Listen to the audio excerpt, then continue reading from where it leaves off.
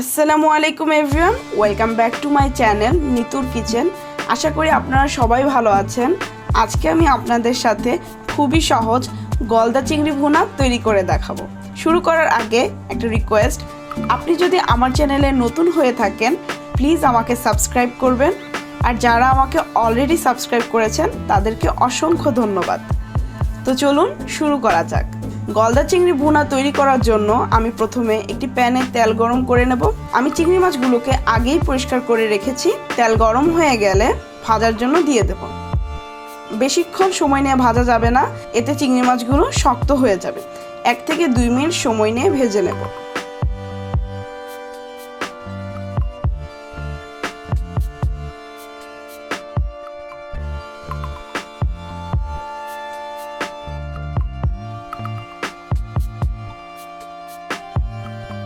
সে একই চিংড়ি মাছ ভাজা তেলে আমি 1 কাপ পেঁয়াজ কুচি দিয়ে দেব।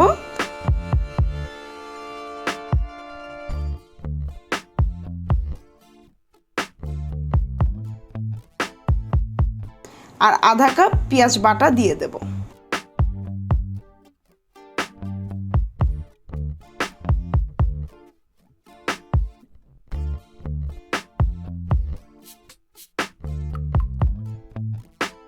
এক চা চামচ আদা বাটা, 1 চা চামচ জিরা বাটা। মশলাগুলোকে 1 মিনিট সময় নিয়ে ভেজে নেব। এরই মধ্যে আমি 1 চা চামচ হলুদের গুঁড়া, 1 চা চামচ মরিচের গুঁড়া, আধা চা চামচ ধনিয়া গুঁড়া, পরিমাণ মতন লবণ ও পানি দিয়ে একটি পেস্ট তৈরি করে নিয়েছি। কাঁচা মশলাগুলো সামান্য ভাজা হয়ে গেলে হলুদ মরিচের পেস্টটি দিয়ে দেব।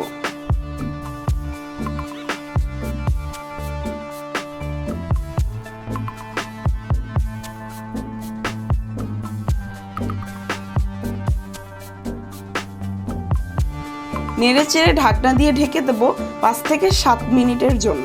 এরই মাঝে আমি ঢাকনা তুলে 1 কাপ টমেটো কুচি দিয়ে দেব।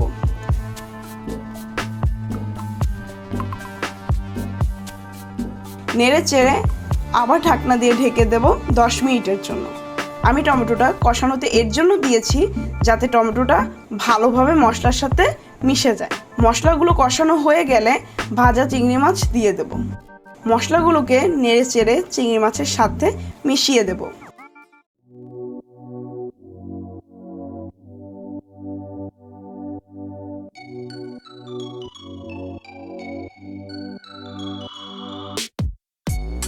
পরিমাণ মতন পানি দিয়ে দেব। লবণের পরিমাণ এ পর্যায়ে দেখে নেব।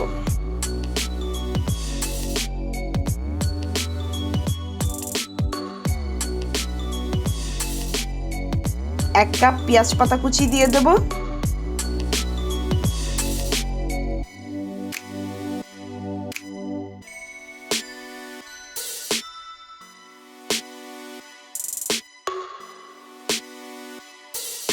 3টা আস্ত কাঁচামরিচ দিয়ে ঢাকনা দিয়ে ঢেকে দেব 5 মিনিটের জন্য।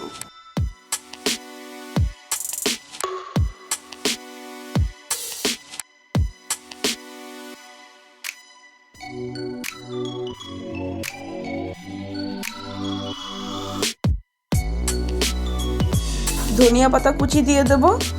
তৈরি হয়ে গেল খুবই সুস্বাদু গলদা চিংড়ি ভুনা। আশা করি আমার এই রেসিপিটি আপনাদের কাছে ভালো লেগেছে। আমার এই রেসিপিটি আপনারা তৈরি করলে অবশ্যই আমাকে কমেন্টস বক্সে জানাবেন। আপনারা আমার থেকে নেক্সটে কোন রেসিপিটি দেখতে চান তাও আমাকে জানাতে পারেন। আমি চেষ্টা করব আপনাদের জন্য আপনাদের পছন্দের রেসিপিটি তৈরি করার। সবাই ভালো থাকবেন, সুস্থ থাকবেন। আল্লাহ হাফেজ।